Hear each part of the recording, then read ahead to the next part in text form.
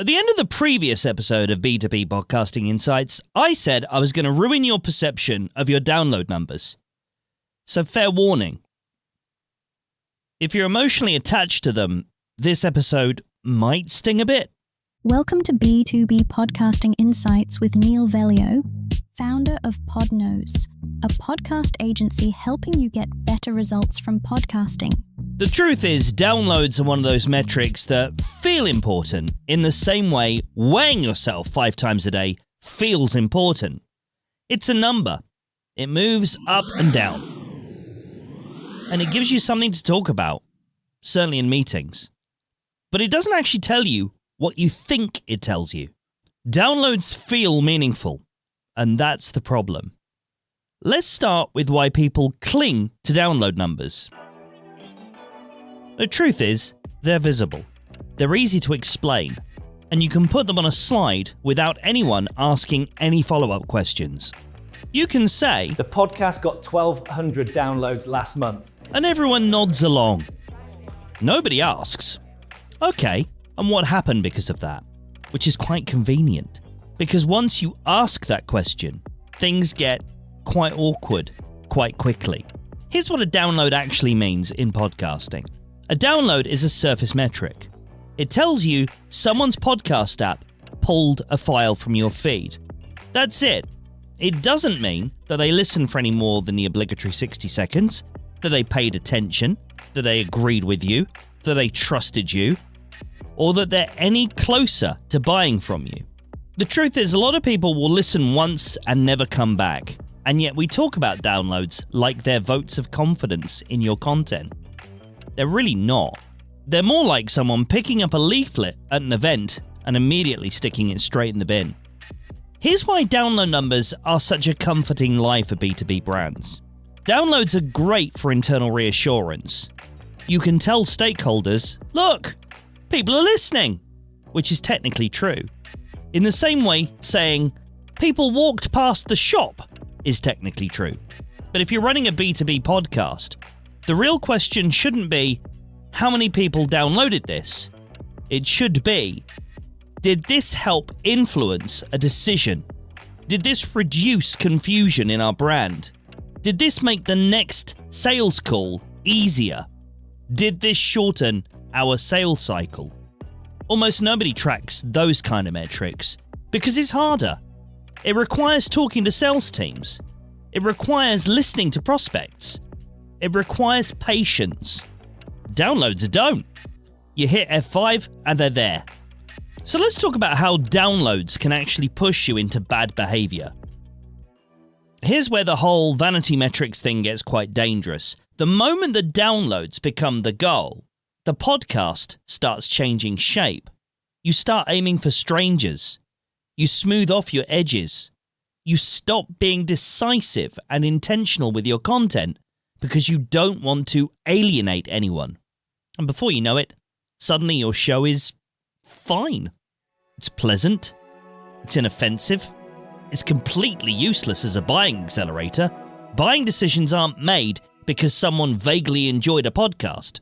They're made when someone thinks, "Wow, this person or these people understand our problem better than the alternatives."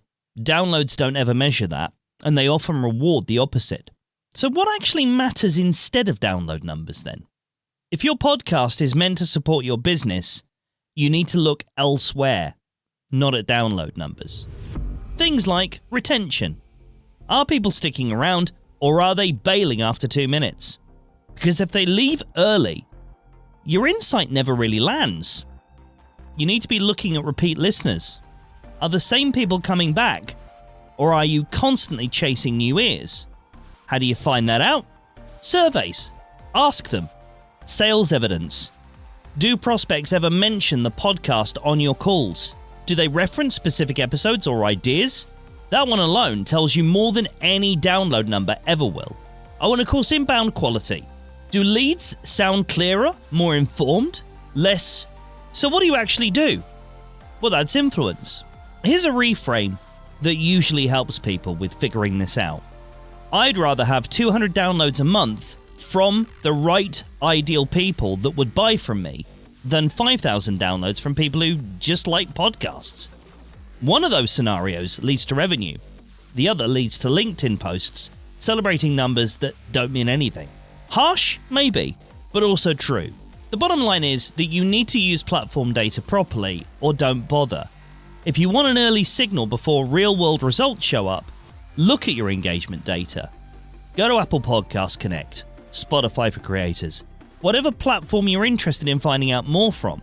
The retention curves matter far more than the totals. If people are sticking around, you're probably doing something right. If they're dropping off consistently, the podcast isn't doing its job yet.